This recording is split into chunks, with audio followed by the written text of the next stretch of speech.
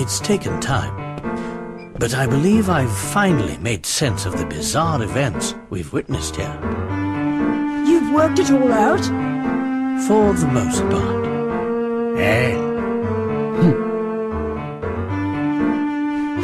Come on then, out with it! Yes, of course. I have much to say about this city and its secrets. The London we are presently in, this London of the future, is a fake. More precisely, it's a set designed to make us believe that we've traveled 10 years into the future. Because, you see, there is no time machine. Not here, not anywhere. What? We were all led to believe that the clock shop was a portal to the future.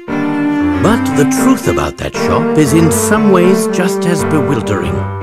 The back room of the clock shop is no time machine. It's a lift leading down into the earth.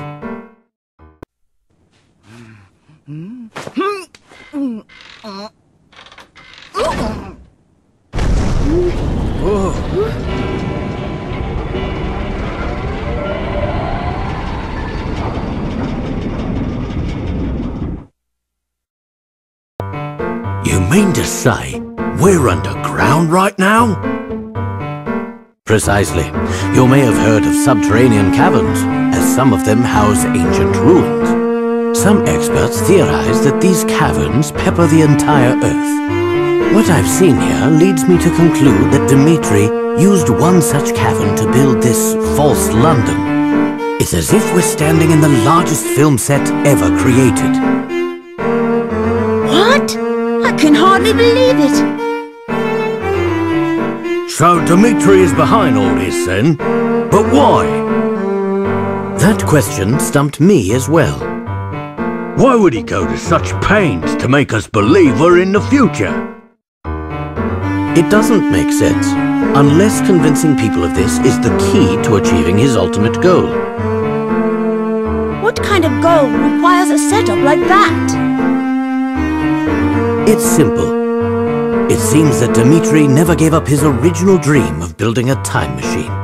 But though he poured all his energy into achieving this feat, the task was too large for one man. He needed other scientists to support his project, so he turned to the greatest minds in London. But to keep the scientists working for him, they needed to believe that they were in the future.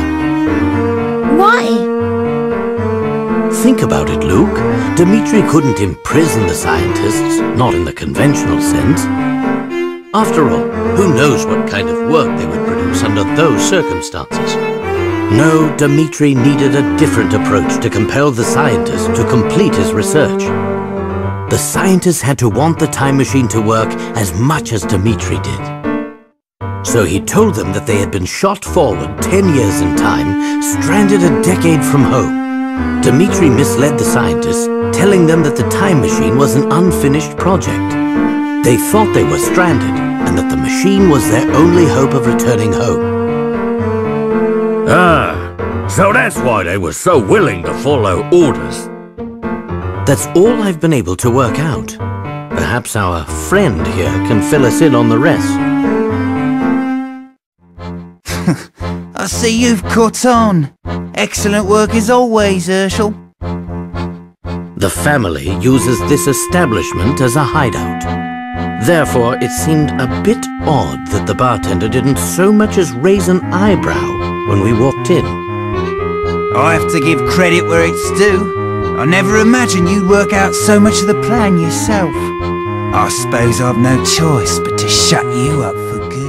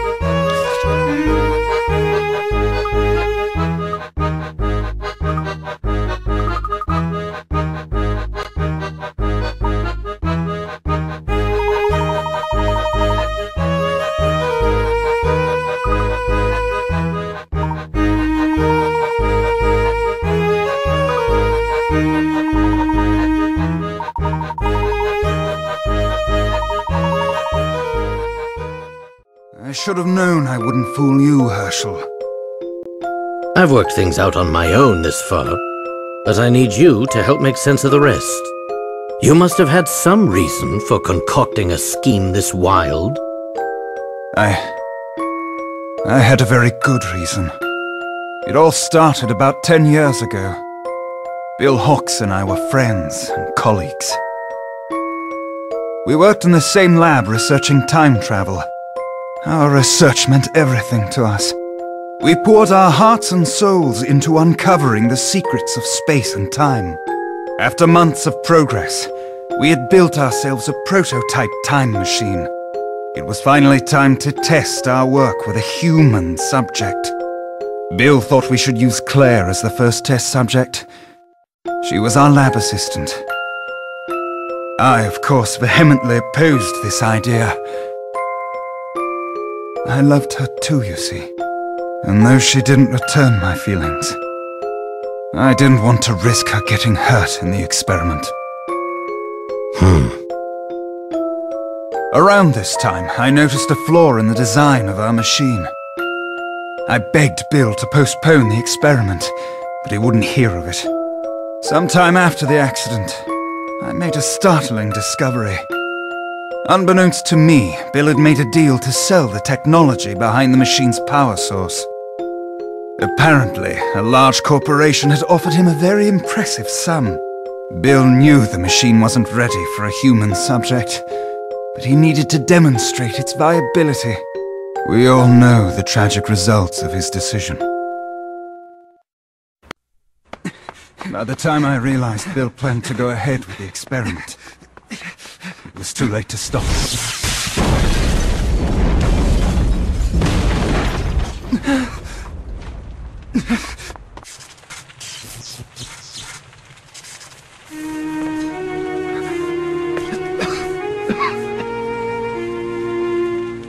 What have you done?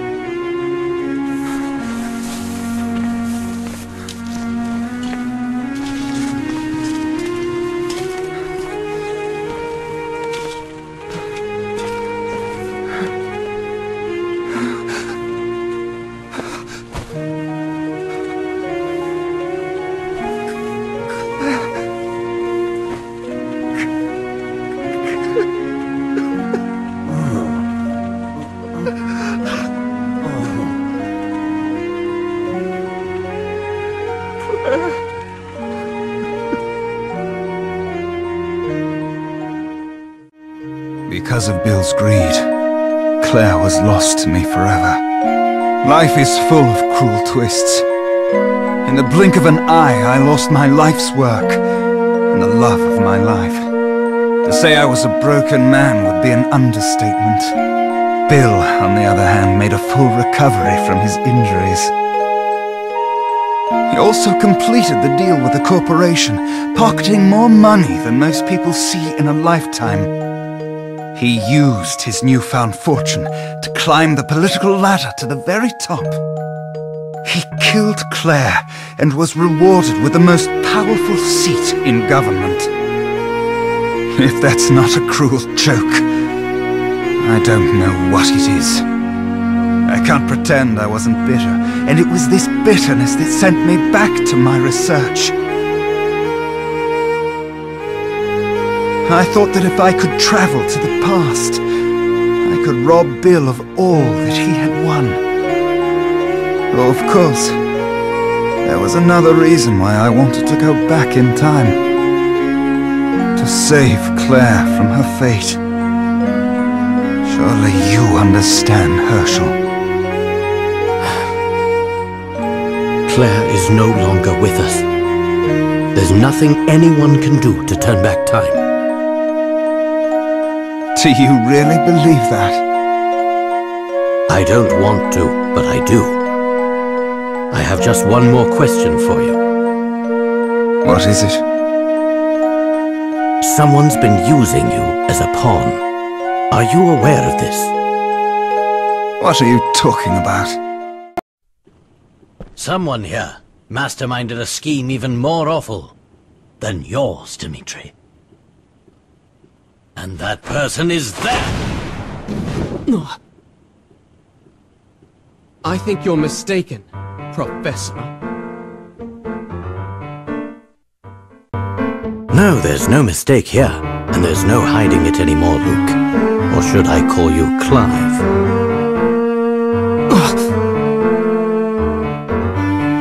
It took some time to put together the pieces of your plan. But when I finally understood it all, the sheer evil of it sent a chill down my spine.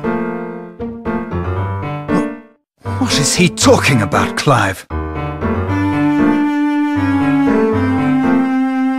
You kept your true intentions hidden from everyone, Clive. Even your partner, Dmitri. What are you saying, Herschel?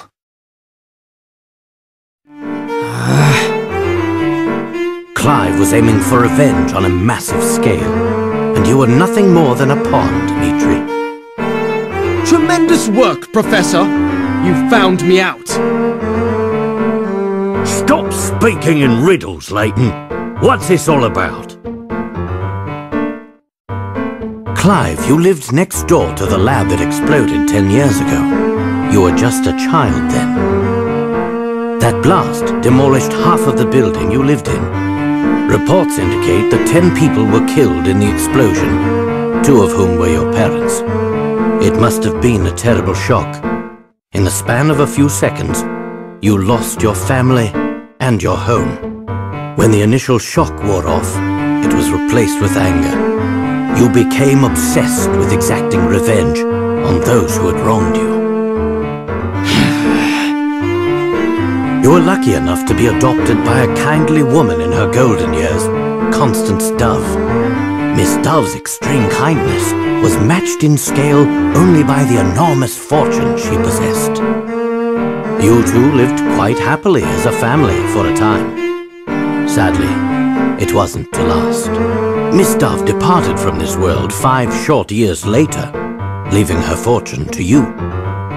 Before long, you graduated from secondary school and took a part-time job at a prominent newspaper.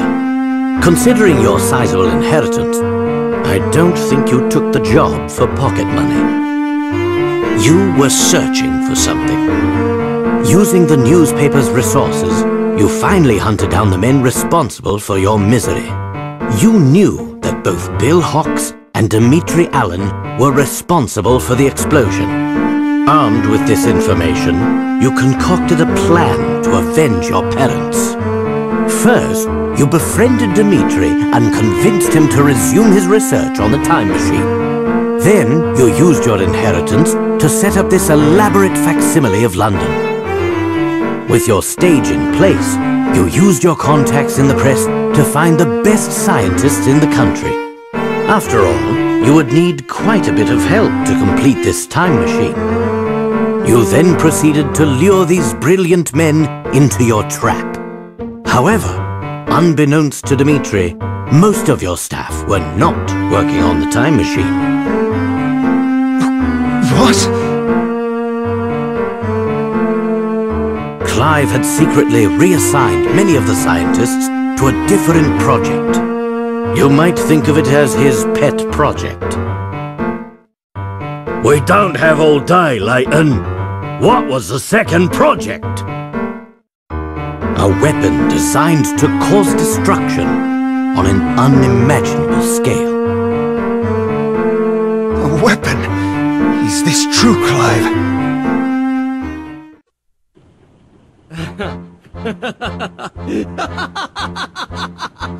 And I thought scientists were supposed to be observant. While you focused on your machine, I had a different goal. Though some may call it revenge, I prefer to think of it as justice over single-minded scientists and corrupt politicians. What are you saying, Clive? Enough explanations! Let me show you!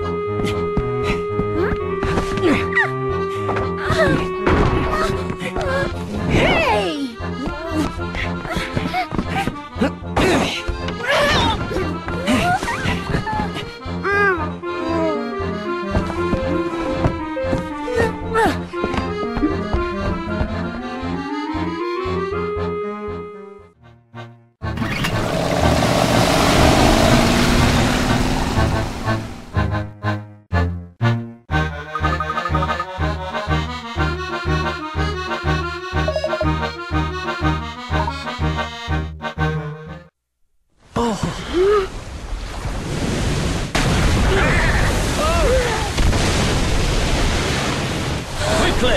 Move to higher ground!